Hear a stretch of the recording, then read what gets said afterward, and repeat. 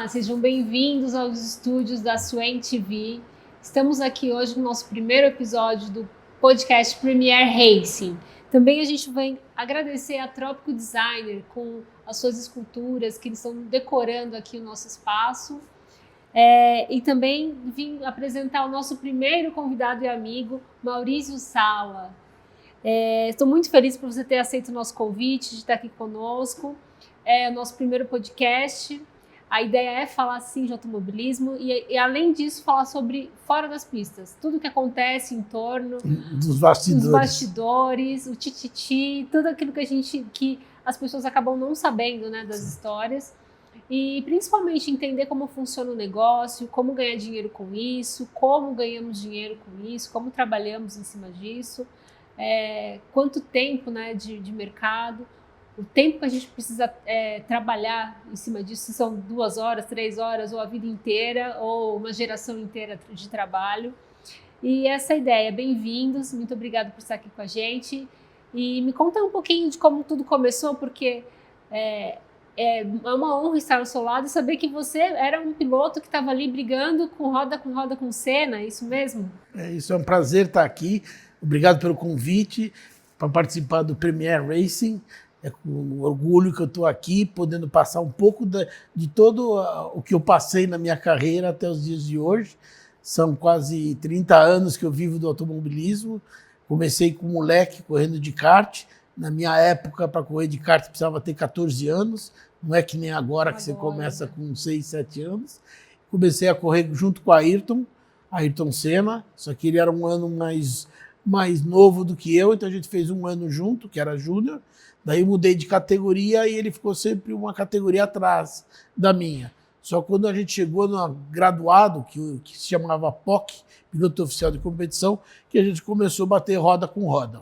Certo. E como que começou isso do kart? Você já tinha o patrocínio, já tinha o kart na sua casa? Como que foi essa história do kart? Bom, é uma história bem engraçada. Na época, eu era loiro, tinha cabelo, e minha irmã também era loira. Então, a gente fazia muita propaganda para revista, para catálogo e tudo isso. Daí, com o dinheiro que eu ganhei Era um garoto propaganda. Era um moleque, né? Era pequenininho, né? Com o dinheiro que eu ganhei com isso daí, eu investi e comprei um kart. Daí, meu tio, como fabricava roda de magnésio na época, para os carros de corrida e para os carros de rua, ele me patrocinou. Meu pai já corria de Dolphine na época, então já estava na família. Certo. Tanto meu tio como meu pai corriam de estreante novato ainda na pista antiga. O box ainda era lá em cima do S antigo, do Interlagos. O kart também sempre foi E o kart foi no kartódromo lá em cima, né? Interlagos também. Interlagos, tudo Interlagos. Bacana. Foi aí que eu comecei o beabá. E aí do kart você foi se profissionalizando? Daí do kart, o que aconteceu foi que eu comecei a correr de automóvel. Comprei o meu Fórmula Ford e comecei a correr de Fórmula Ford. Como eu não tinha lugar para guardar meu Fórmula Ford, eu dava aula na escolinha de pilotagem Interlagos em troca de usar a oficina deles para guardar meu carro de corrida e preparar meu carro de corrida. E como que era essa preparação do carro? Era você mesmo que ia lá e mexia no carro? Tinha preparador? Tinha eu, que comprei um carro, que corria, e contratei um mecânico que trabalhava full time para mim, todo dia. Tinha salário e tudo. Interessante que nessa época o piloto participava ali do carro, né? Ele ficava ali do lado do carro, vendo tudo que estava acontecendo ali. Né? Mudou muito daquela época para agora. Porque naquela época eu sujava a mão, tinha que correr atrás de fazer fibra, de fazer isso, fazer aquilo outro. Primeiro tem o simulador, então muita gente começa a correr no simulador. Sim.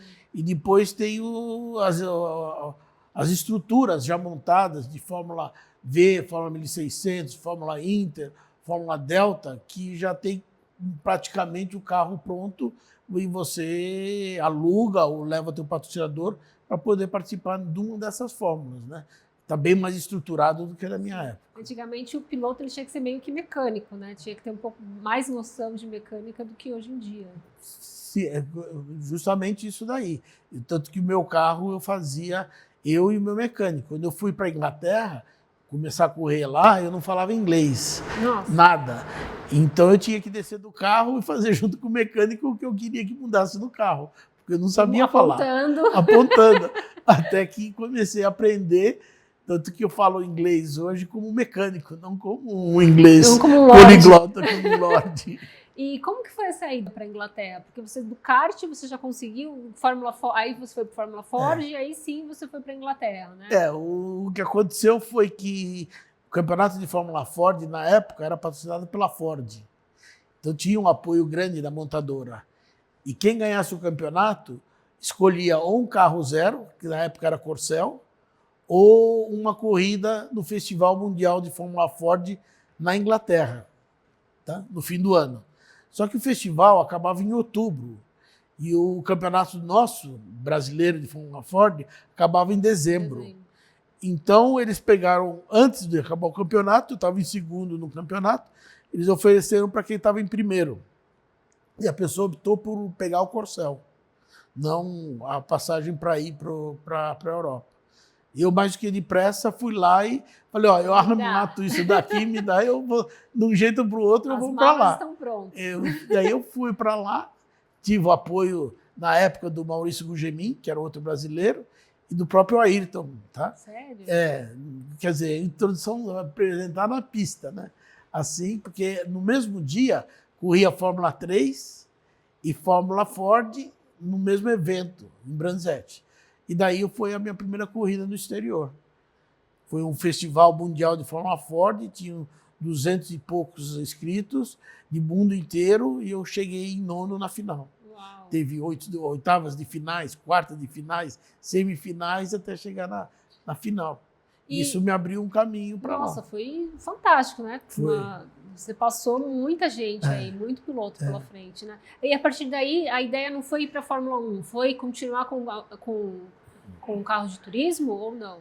Não, a Fórmula 1 sempre foi um sonho de todo piloto, da minha idade, um pouquinho mais velho, não tanto hoje, porque hoje já é um pouco diferente a mentalidade do pessoal, mas vendo a televisão era seguir os passos do Emerson, depois seguir os passos do Nelson, e depois seguir os passos do Ayrton. Então, meu sonho era chegar na Fórmula 1. E o caminho era para ir para a Europa, começar do Fórmula Ford, principalmente na Inglaterra, e cavalgar até a Fórmula 1. Foi mais ou menos o que eu fiz. Eu vendi tudo, fui correr na Inglaterra, primeiro ano de Fórmula Ford, daí eu arrumei um patrocínio local, a própria equipe arrumou um patrocinador para mim, daí eu era funcionário da equipe, fazia o corre-corre de levar motor, fazer revisão, comprar pneu, fazer tudo isso, e foi cavalgando até chegar à Fórmula 3. Quando eu cheguei em Fórmula 3, eu tinha que ganhar o campeonato de Fórmula 3 inglês para poder ter a superlicença. Tá. Só que eu cheguei em segundo no campeonato. Daí não tive a possibilidade de pegar a superlicença para ir para a Fórmula 1, daí eu fui para o Japão e me profissionalizei no Japão, fiquei 6 anos correndo no Japão. Mas até hoje, para ter a superlicença, tem que ser o primeiro? Não, agora mudou muito. Agora você tem que fazer Fórmula 4 para ser campeão. Fórmula 3, ter entre os 6 primeiros. Fórmula 2, também ser o campeão ou vice. Quer dizer, agora tem um critério bem maior para poder chegar na Fórmula 1. Então, se fosse naquela época o regulamento de hoje, você já estaria praticamente aí na Fórmula 1, né? Você ficou em segundo? Mas o problema maior que eu tive não foi tanto da superlicença. É que quando era para mim ir na Fórmula 1, estava correndo o Ayrton, o Piquet, o Gugemin, o Boésio, o Moreno. Então tinha 5 pilotos brasileiros correndo Fórmula 1. Então não tinha como ter mais um, não tinha um apelo de mais um, e não tinha um patrocinador que gostaria que tivesse mais um brasileiro para correr lá. Tá? E naquela época quem tomava conta de tudo era o Bernie Eccleston, que tinha os direitos da transmissão do Brasil. Então ele não tinha por que ter mais um piloto brasileiro na Fórmula 1. Eles estavam tentando pegar pilotos de outras regiões, que na época era a Alemanha, tanto que depois, quando o Schumacher começou a andar, veio aquela turma toda de pilões alemães. E aí então você foi para o Japão e decidiu ir para turismo? Não, daí eu me profissionalizei lá, corria de tudo. No Japão eu era piloto de competição. Como jogador de bola no Japão, brasileiro que vai para lá, é uma profissão. Então eu ficava em casa, eles me ligavam, olha, tem uma corrida de patinete, você vem aqui, corre, a gente te paga. Agora tem uma corrida de turismo, você vai lá e corre e volta. Agora tem uma corrida de monoposto, você vai lá e corre. Então, em um ano, eu fiz 20 corridas no Japão, todas ganhando. Daí eu profissionalizei e fiquei no Japão 6 anos. 6 anos no Japão? É.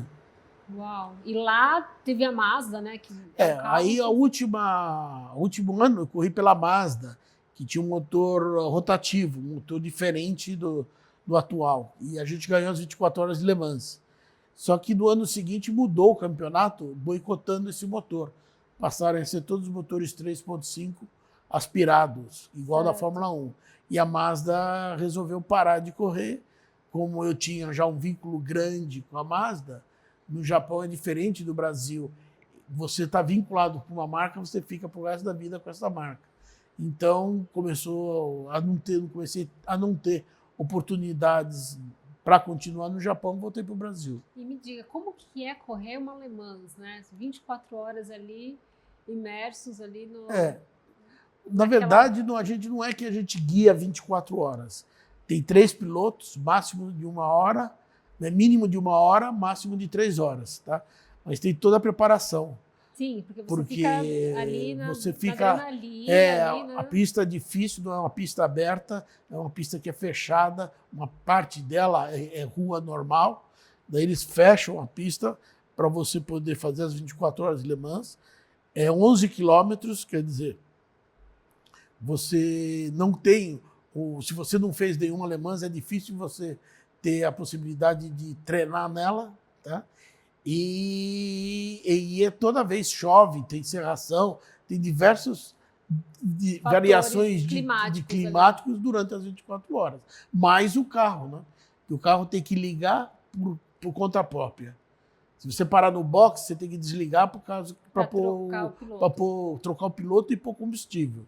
E daí você tem que ligar pelo próprio carro para poder sair. Você não pode ter ajuda externa para ligar o carro, mesmo no pits. Então, o carro tem que aguentar. Então, você tem que correr conforme o chefe de equipe te aconselha. Ó, gasta mais gasolina, gasta menos gasolina, usa mais pneu do que quando começa a esfriar, você tem que trocar o pneu, tem que saber a hora certa para trocar. Às vezes você troca um pneu mais macio, porque tá esfriando, começa a chover, você tem que parar de novo, pôr de chuva. Quer dizer, tem uma inúmera... Le Mans você correu quantas vezes? 6 vezes. 6 vezes? Consecutiva, 6 anos? Não, teve um ano que eu pulei, mas foi praticamente de 89 até 96. Nossa, muito tempo, hein? Corri de Nissan, corri de Porsche. Porsche, 92, né? Corri de Mazda, aspirado, que não podia mais usar o motor rotativo, e corri com a McLaren F1 e 2 anos, foi 95 e 96. Tive um quarto e um sexto da mesma corrida, que eu guiei 2 carros, e um quarto com a McLaren em 95. Isso é um tipo de competição de alta performance absoluta. E como que era a preparação nessa época? Existia algum tipo de preparação ou não? Hoje em dia tem muito isso, né? De ter a preparação do piloto, alimentação. Antigamente, como que isso funcionava? Era um pouquinho mais radical o negócio. Você tinha que ter tomando bastante glicose, porque você transpirava muito dentro do carro naquela época. Tá? Não tinha ar-condicionado, não tinha nada. Então você transpirava muito, tá? E o que fazia mais era estar guiando. Naquela época eu guiava toda semana, eu estava sentado num carro de corrida, tanto no Japão, na Europa, então você estava habituado, não era tão escasso que nem no Brasil. No Brasil, você tem uma corrida por mês, você fica quase parado, é difícil alugar a pista para ter corrida. Então mudou muito agora do que era a minha época. Né? É que antigamente a porta do autódromo, você conversava com o porteiro, você já estava ali na pista. Quando eu corria de Fórmula 1 Ford era assim. Eu tinha minha oficina em frente do portão, dava uma cervejinha pro cara, o cara abria a porta, você entrava e andava à vontade. Hoje em dia já está um pouquinho mais diferente. Tem né? tudo, tem música, show. A única coisa que não tem é corrida, o resto tem tudo. E depois da Le Mans, como que foi para você voltar para o Brasil? O que aconteceu? Na verdade, eu não quis voltar para o Brasil. Ah. Né? No Japão, a Mazda foi vendida para a Ford, o grupo Mazda, as ações foram compradas pela Ford, a Ford não quis que a Mazda desenvolvesse automobilismo. Eu voltei para o Brasil para fazer um investimento, para fazer alguma coisa paralela à corrida. E foi me ratificando aqui, nasceu um filho, depois nasceu outro filho. Quando eu fui ver, já não dava mais para voltar. Perdi o bonde. Perdeu o time da pista ali. Do timing, porque corrida vale quando você ganha a última, né, do ano. E daí você fica em evidência até o começo do campeonato. Passou um ano sem correr, você já vira história. Já fica para a história. E aí, depois disso, aqui no Brasil, com todas essas mudanças do que aconteceu de quando você era piloto, como que funciona hoje aqui? Eu sei que você é coach de pilotos, eu sei que você... Como que funciona essa sua parte de ajuda aí para os pilotos? O que acontece hoje em dia, os supercarros, que a gente chama, os carros premium, são muito rápidos, tem muita parte eletrônica e não dá mais para andar na rua, porque você tem limite... Primeiro, no Brasil tem problema de assalto.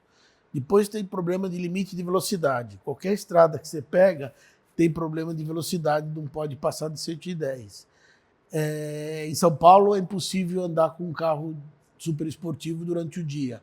Então, a pessoa que compra esse carro, que tem o prazer de comprar um carro super esportivo, ela quer usufruir desse carro esportivamente. Então, tem grupos de pessoas que alugam a pista e fazem o chamado track day. Isso não acontece só no Brasil, está acontecendo no mundo em geral. Tá? Global isso. É global. Então a pessoa tem um carro do dia a dia e tem um carro super esportivo, que vai nesses eventos, geralmente um por mês, para usufruir do carro esportivamente. E eu, como tenho experiência de corrida, de ter dirigido carros super esportivos como 24 Horas de Le Mans, eu faço um tipo clínica para mostrar para eles como ele pode usar o carro dele seguro numa pista de corrida. Então eu ando com a pessoa, falo onde que tem que frear, onde que tem que reduzir, para que servem os botões, o que é controle de estabilidade, o que é controle de tração. E hoje em dia está cada vez mais popular isso no mundo inteiro. Tanto que as montadoras estão fazendo Ferrari pista, uma Ferrari exclusivamente para pista.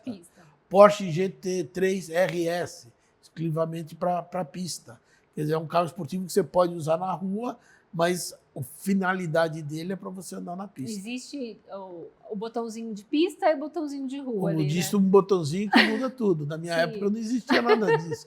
Hoje tem Comfort, Sport, Track, tem tudo quanto é opção lá para você andar com o carro. Certo. E aí, a partir de... Isso é para aquela pessoa que tem o seu carro e gostaria de participar ou de dar a melhor performance ali do seu carro, poder utilizar isso. E essa parte na parte profissional do automobilismo, você ainda dá essa parte de coach, de preparação para piloto, preparação para equipe? Então, o que aconteceu agora do automobilismo, como é difícil você alugar uma pista, que nem na minha época eu dava uma cerveja para o cara abria o portão, eu entrava em Interlagos e treinava, hoje é impossível fazer isso. Então existe grupo de pessoas que têm os carros de corrida, tá? E fazem um budget, um pacote para a pessoa que quer seguir o automobilismo ou que quer ter o prazer de guiar um Fórmula, tá? Que é diferente do que guiar um carro de turismo. Tá? O Fórmula é bem similar a um Fórmula 1, os reflexos têm que ser bem mais rápidos, a sensação de velocidade é bem maior. Então, eu vou junto com o piloto que está participando, justamente para ganhar o tempo de aprendizagem que ele teria se fosse sem um instrutor, sem um coach, dizendo assim.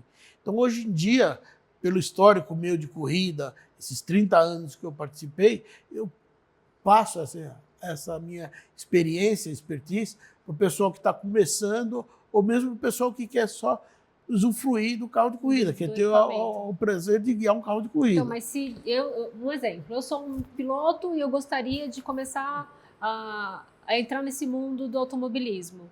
Eu posso chegar em você e pedir essa ajuda? Pode. Você já me indica onde eu posso começar? Essa assessoria, dependendo da sua idade, dependendo do que você quer almejar, eu quero chegar na Fórmula 1. Eu tenho que começar no Fórmula Ford, tenho que começar no kart. Kart, Passou do kart, vai para a Fórmula Ford, ou Fórmula 1600, ou Fórmula V, porque Fórmula Ford não existe mais.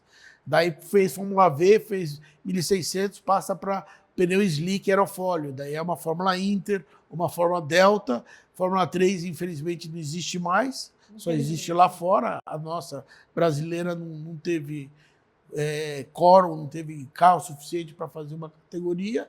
Então você tem a opção Fórmula Inter ou Fórmula Delta. É um carro nacional, com pneu slick e aerofólio. Daí, se tiver dinheiro, budget, porque hoje ficou muito comercial tudo, você vai para a Europa ou para os Estados Unidos, dependendo das circunstâncias e do poder de patrocínio e tudo. Mas se a pessoa quiser continuar aqui, aí tem turismo, tem outras categorias aqui que ela consegue manter a sua vida profissional como piloto aqui. Pode, aí que tá. Não, no monoposto já não. No monoposto só começa a se profissionalizar a hora que você vai para fora, que você chega numa Fórmula 2 ou Fórmula 1, daí você pode falar que você vive do automobilismo.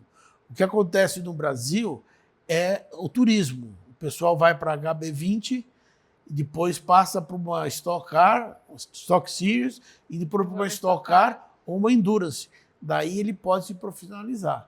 Mas é um funil, né? Cada vez vai fechando mais.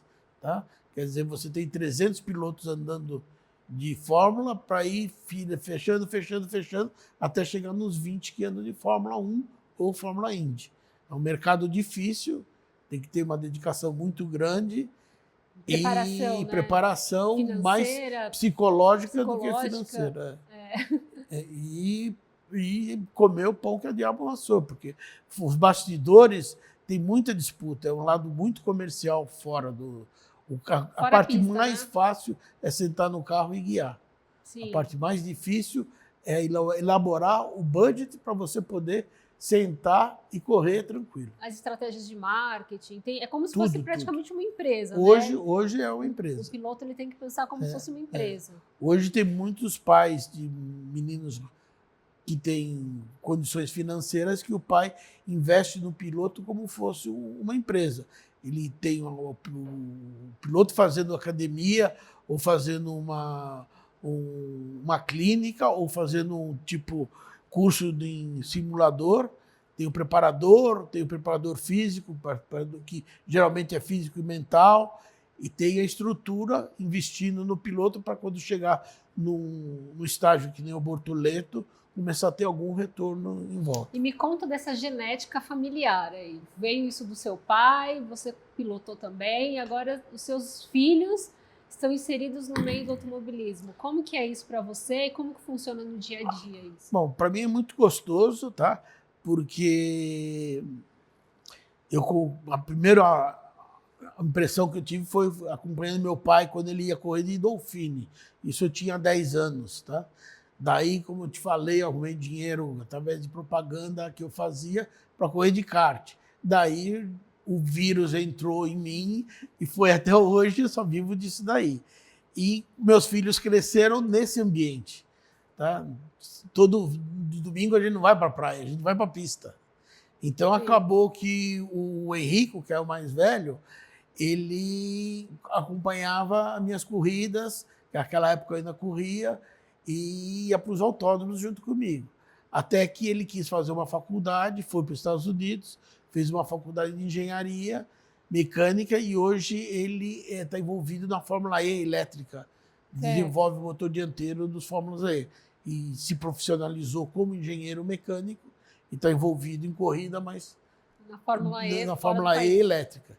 E o Enzo, que é do meu segundo relacionamento, que começou a correr de Fórmula 1600 e agora está correndo de outra fórmula, mas eu falei para ele, no Brasil, esquece, você tem que pegar uma malinha e ir embora para a Europa se quiser correr de fórmula, porque aqui só tem a Fórmula Inter e a Fórmula Delta para andar depois da Fórmula 1600. Sim. Fórmula 4? Fórmula 4 é um... Eu fico até com medo de falar, porque é um investimento muito grande que compensa mais pegar... Pelo que você gasta para fazer uma Fórmula 4 aqui, que é questão de R$1 milhão, você pega e manda seu filho correr lá fora. Porque Porque senão você tem que recomeçar tudo de novo. Você tem que gastar 1 milhão aqui mais 1 lá. milhão lá, entendeu? Enquanto que você gasta esse 1 milhão, seu filho vai lá para fora, um país, infelizmente, mais seguro, aprende uma língua, aprende a se virar, aprende a cozinhar sozinho, aprende a se virar, entendeu? Foi como eu aprendi. Eu não sabia nem passar uma roupa. Quando eu fui para a Inglaterra, aprendi tudo na marra. Isso é bacana. E essa parte de gestão de categoria, de gestão de negócios, na parte do automobilismo, como que isso entrou na sua vida e como que está fazendo parte agora? Porque eu sei que você já está inserido nisso também, né? O que acontece hoje em dia, existem muito categorias de um dono só, tá? Que nem as fórmulas, por exemplo, Fórmula 4 aqui do Brasil, Fórmula Delta, Fórmula Inter, Fórmula V, são categorias de um dono só. Então, basicamente, os carros são todos iguais. Você tem o espaço do carro para pôr a propaganda, tá? Mas é gerenciada por uma equipe, essa categoria. Hoje, mesmo para andar de Porsche, aqui no Brasil, de corrida, é um dono só que gerencia todos os carros. Você não pode comprar um Porsche e quero correr de Porsche. Fórmula, a mesma coisa. É muito difícil você comprar um Fórmula e resolver correr de alguma coisa. Ou você entra numa Fórmula V, que é um padrão de carros iguais para todo mundo, ou uma Fórmula Inter, que os carros são iguais para todo mundo, ou uma Fórmula Delta, que são iguais para todo mundo. Porque o negócio virou business. Lá fora, a mesma coisa. Se você também é assim lá fora? Lá fora também é assim. Se você for correr de Fórmula 2, hoje, a equipe tem que comprar o carro que é igual para todo mundo e o motor que é igual para todo mundo. O que vai diferenciar uma equipe da outra é a manutenção desse equipamento. A eficiência da cada equipe, lá fora. Aqui já é uma pessoa que administra a categoria. Entendi. A própria Stock Car, que é o suprassumo aqui do Brasil, os carros são todos iguais, os motores são alugados, a equipe não tem motor, ela tem que pagar 12 parcelas por ano para ter 2 motores e um reserva. Quer dizer, existe uma estrutura comercial e um marketing atrás disso muito grande. Tá? Hoje em dia, uma corrida de automóvel não é só ir lá e assistir a corrida de automóvel. Geralmente tem a corrida de automóvel, tem um show de rock depois da corrida, tem alguma facilidade para criança, né? Empreendimentos, e tem uma indústria atrás muito grande. Que o cara que está vendo pela primeira vez não percebe. A gente que está vivendo isso há mais de 30 anos, diariamente a gente percebe o mundo de pessoas envolvidas para fazer aquele acontecimento que é o automobilismo. Aí essa parte de gestão começou agora, você está inserindo agora na 1600. Na 1600, na verdade, eu estou passando um pouco da minha experiência lá de fora para a categoria aqui, tá? Certo. Mas é uma categoria escola e o difícil está sendo falar para os mecânicos que é uma categoria escola, não é um Fórmula 1. Então, às vezes, o mecânico está fazendo um Fórmula 1600 achando que está fazendo um campeonato de Fórmula 1. E não é isso. É assim. Não é para usar aerofólio, não é para usar pneu slick, é uma categoria escola.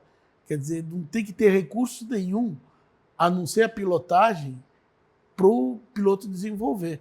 Para quando chegar numa Fórmula Inter ou numa Fórmula Delta, ele já tem a aptidão de guiar, braço ali, e isso daí começa a usar o que é a aerodinâmica. A aerodinâmica só começa a funcionar depois de uma certa velocidade. O pneu slick precisa esquentar para ter aderência. Começa uma série de coisas que eu demorei toda essa vida para aprender, e meu prazer é passar isso para a geração mais nova. E hoje, se eu quero andar de carro, eu quero andar num Fórmula, como que funciona? Eu tenho que chegar em você? Existe carro já, no caso da 1600, carros para alugar? Não existe? Eu tenho que comprar um carro? Na Fórmula V, você, para começar, que seria o começo, o beabá, que é um pouquinho inferior a 1600, você tem um pessoal que tem todos os carros iguais e você vai lá e acerta ou por corrida, ou por mês, ou por ano, ou aluga o carro para um treino. Tá? E daí você vai começar num padrão igual para todo mundo. Na Fórmula 1600 ainda é meio antigo. Você tem onde comprar o carro, tem onde comprar o motor, você pode ter um preparador seu, e daí você começa a correr. Mas é difícil porque não é pegar a loja tal que tem o carro. Você tem que ir atrás do cara que faz, você tem que estar vivendo esse ambiente para saber onde que está as coisas. Existe para aluguel também. Tá. Existe para alugar também. Mas varia muito o preço. Tá? É um custo hoje de R$10.000 para fazer uma corrida de Fórmula 1600. Tá? E é um carro que tem pneu radial, não tem pneu de slick, nada. Uma suspensão dianteira ainda do Fusca. O câmbio ainda é de Volkswagen com 4 marchas. Quer dizer, é um começo, mas não é um padrão que nem um monoposto que a Fórmula Inter e a Delta têm, que já são próprios carros de competição. Não são suspensão dianteira de carro de rua, o câmbio de carro de rua. A Fórmula Inter e a Fórmula 1600 e a Delta são carros já próprios para corrida, com câmbio de 6 marchas, com chassi estruturado, slick, com downforce, aerofólio, pneu slick. Quer dizer, aí a pessoa aprende mesmo o que é o automobilismo. Né? Entendi. E essa parte comercial sua, como que é? Você, além disso tudo, de fazer esses eventos para as pessoas, de dar essas palestras, de ajudar na pista, de estar sendo o instrutor ali nos eventos, essa parte comercial também acontece? Chega essas empresas, tem como fazer essas intermediações? Infelizmente eu sou fraco nisso, eu nunca tive uma raiz de marketing esportivo. Eu sempre fui mais piloto para acertar. A equipe que faltava, tinha problema de motor, eu estava lá. Técnica. A equipe que tinha problema de alguma coisa, eles me punham lá. Que nem um fato típico que aconteceu na minha carreira, que pouca gente sabe. Eu fui contratado pela Nissan para correr do Fórmula 3 no Japão com motor Nissan. E cheguei lá, o motor era muito ruim. Sério? Muito ruim. E acabou a corrida. Acho bonitos Nissans, né? Mas eu acabei a corrida, o chefe da equipe falou: por que você não ganhou a corrida? Eu falei: porque o motor é muito ruim. Ele falou: olha, se o motor fosse bom, eu podia pegar qualquer um para correr com o carro. Eu estou justamente te pagando para vir correr aqui com o Nissan, porque eu sei que o motor é ruim. Então você que era o bambambam da Fórmula 3 inglesa, tem que andar com esse motor. Porque quem está pagando o teu salário, a tua vinda de lá para cá, é a Nissan. Daí que eu comecei a ver o que é automobilismo nos bastidores. Nos negócios. Porque não é só o piloto, né? São os dois lados. É o piloto e o equipamento em conjunto. Não tem como ser um ótimo piloto e ter um equipamento ruim, ou ter um equipamento maravilhoso e o piloto não ter braço para continuar a corrida. Então não tem muito o que fazer, né? Isso é mesmo que acontece, que nem na Fórmula 1 agora, essa troca de assentos que está tendo, do Carlos Sainz, do próprio Pérez, tudo isso, é tudo grana, tudo business por trás disso. Quando o Hamilton falou que ia para a Ferrari, as ações da Ferrari explodiram. Então, quem tinha ações da Ferrari e sabia que ia acontecer isso, ganhou um dinheirão só com o anúncio que ele ia andar. Ele nem começou a andar e já teve uma valorização grande nas ações da Ferrari. O Pérez, por exemplo, traz muito dinheiro da Claro, de telefone, das empresas do México, entendeu? Da família, né? Não é da família, é de interesse do México, né? Então, você acaba vindo, entendeu? Trazer a Copersucar, quando começou, que era a equipe brasileira, era dinheiro da Copersucar, da Cooperativa dos Açúcares, que infelizmente não deu certo. Se tivesse continuado a Copersucar até os dias de hoje a gente tinha um mercado grande no automobilismo e na própria Fórmula 1. O que você acha que a gente podia fazer para que isso melhorasse? Porque a gente percebe que tem uma entrada muito grande de pessoas no kart, a pessoa começa no kart rental, já vai para o kart um pouquinho melhor, já vai se profissionalizando, já participa de um campeonatinho ali, aí já olha para o automobilismo. Tem realmente um funil aí muito grande de pessoas entrando, né, de novos pilotos. Como que a gente consegue fazer para isso melhorar? O que você acha que a gente pode fazer para isso? O problema do brasileiro é que é muito imediatista. Ele gasta hoje para ter a resposta amanhã, entendeu? Para você construir uma base, um time, uma equipe, demora muito. E o piloto que tem um patrocinador, que tem alguma coisa, ele prefere ir num lugar que já está certo do que apostar numa equipe pequena ou numa estrutura menor. Tá? Então, isso e diversificou demais. Por exemplo, na minha época só tinha o cartódromo de Interlagos. Hoje, só em São Paulo, a gente tem shopping, tem casa indoor, se você quiser andar. Entendeu? Então, abriu muito leque. Tá? Então, é difícil você se estruturar e ter o resultado a curto prazo. E todo mundo quer o resultado a curto prazo. O próprio patrocinador, hoje em dia, principalmente no Brasil, ele investe hoje para vender o produto dele amanhã. Não é que nem na Europa, que é aquele patrocínio institucional, que é para manter a marca em evidência. E tem um branding ali. Entendeu? Então, o problema que a gente tem, sendo brasileiro e no Brasil, é que é tudo imediatista. É para pagar hoje, para gastar amanhã, e semana que vem já esqueceu, já não é outra coisa. Então, ou agora, por exemplo, esses 2 meses é Olimpíada. Só se fala de Olimpíada. Você vai pedir patrocínio, não, mas eu já gastei na Olimpíada. Aonde? Ou propaganda no jornal, ou na revista, ou no jornal, como não tem mais, é num aplicativo, num site de alguma coisa da internet. Então, a pessoa fala, não, eu estou gastando esse ano nas Olimpíadas. Daí você vai lá o ano que vem, não, mas agora tem a Copa do Mundo do futebol. Enquanto que o automobilismo é um negócio que acontece, constante, né? Mas é constante. Você tem corrida de Fórmula 1 uma vez por ano aqui. Então, quando chega outubro, novembro, que tem a Fórmula 1, então tem aquele buchicho, vou patrocinar, vou fazer, vou acontecer, entendeu? Que é a época que você pode ter uma possibilidade maior de arrumar um patrocinador que queira fazer uma propaganda institucional. E imediata ali também. Não imediata. Tá? Não é que ele vai te pagar o dinheiro hoje e amanhã você está ganhando a corrida.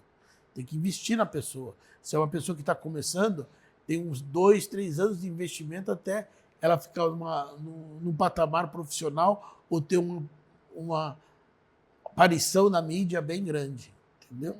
Então, é um esporte. Eu acho que a grande maioria dos esportistas tem essa constância, né? Tem que ter essa constância para conseguir o pódio. Não tem muito o que fazer. Além de ter uma boa preparação de engenharia, do carro, né? Da equipe que ele está ali, tem alta performance, tem alimentação, tem uma série de coisas que o piloto precisa fazer para ele conseguir chegar ali no pódio, né? Não tem muito o que fazer. Mas hoje em dia não é só no automobilismo. Eu estava acompanhando as Olimpíadas agora. O cara que joga ping-pong, que era coisa que eu fazia de criança, de brincadeira, ele tem... na escola isso. O cara é profissional de ping-pong e tem um coach, um instrutor, um cara que vive a vida por causa do ping-pong. Então não é uma pessoa só que joga, é uma estrutura atrás que vive. Você vai na ginástica, você vê a equipe que a pessoa tem para ir lá fazer ginástica olímpica. O cara vai surfar, não é só ele que está surfando, tem uma estrutura atrás dele. E no automobilismo é a mesma coisa, hoje em dia. Então não é mais na minha época, que era mais na raça, mais no romantismo. Vou correr de carro porque eu tenho mulher bonita na pista. Entendeu? Não é mais aquele jeito. Né? Hoje nem mulher tem mais na pista. Entendeu? Então, quer dizer, hoje em dia tem uma estrutura atrás muito grande. Você tem que ter um coach, você tem que ter um preparador, você tem que saber a hora de falar, de dizer, não pode falar qualquer coisa. Se estiver comendo maçã, você não pode falar que a pera é mais gostosa que a maçã. É muito profissional. Todos, não só automobilismo, todos os esportes. Mas né? Todos os Quando esportes. eles chegam num determinado nível, não tem... Mesmo o jogador de bola, o que precisa do jogador de bola? Um shorts e um pé de um jogo de tênis. Mas não, hoje em dia tem uma estrutura tão grande que não tiver um empresário bom, na hora certa, vender certo, o cara fica esquecido. Bacana, muito bom saber dessa sua história, dessa sua jornada e saber que isso vai continuar aí, porque a gente tem o Henrico e o Enzo aí começando aí com a gente no mundo do automobilismo. Como que faz para as pessoas te acharem? Você tem um Instagram, né? Que hoje todo mundo usa o Instagram. Eu uso o Instagram do meu próprio nome, Maurício Sala, número 27. Maurício com Z, né? Maurício com Z. Maurício Sala, o número 27, porque eu sou fã do Villeneuve, do Gilles Villeneuve, não do Jacques Villeneuve. Sei. O Jacques Villeneuve, eu corria com ele de Fórmula 3 no Japão. Eu não dou muito crédito para ele. Dou para o pai dele, que era o Gilles Villeneuve, que corria de Ferrari número 27. E aí eu trouxe o número até hoje.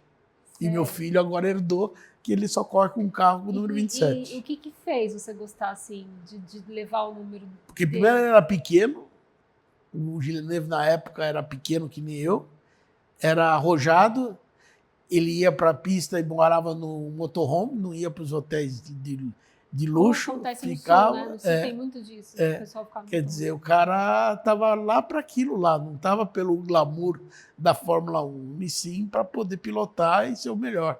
Infelizmente, faleceu num treino, né? Certo. E aí, então, para te achar, para quiser entrar em contato, para querer saber sobre automobilismo... Instagram, o site, né? www.msala.com.br. Se Quem bem são que seus apoiadores agora? Hoje eu tenho a PDK Motors, que é uma loja de carros superesportivos. Né? Uma loja fantástica. Que vende carros superesportivos, tá? E a MSala Motorsport, que já foi uma equipe de competição, hoje uma assessoria do curso de pilotagem, clínica, faço toda a estrutura básica para ter uma clínica, um track day. Tá, então você aí que está nos conhecendo, vendo a gente aqui pela primeira vez, quiser contratar os serviços do Maurício, já sabendo dessa história fantástica que ele tem aí, desde pilotar com o Senna, ficar 6 anos no Japão, fazer 6 corridas de Le Mans e estar aqui com a gente, aqui ainda na ativa, trabalhando, entra lá no Instagram dele, Maurício Sala 27, ou no site dele também, msala.com.br. E é fantástico de saber que nós temos, sim, brasileiros fenomenais aqui, que fazem um trabalho que às vezes a gente desconhece. Eu trabalhava com ele, via ele no autódromo todos os dias, o filho dele, começamos a conversar há pouco tempo, e saber dessa história é fenomenal, e saber que cada um ali tem a sua jornada, e fantástico, imagina. E hoje em dia você dá um Google no nome da pessoa, aparece até o cheque devolvido da pessoa. Verdade. Hoje não pode ser, hoje vale mais a apresentação, o nome da pessoa, do que o lado financeiro. Você põe o nome da pessoa na Google, aparece tudo, né?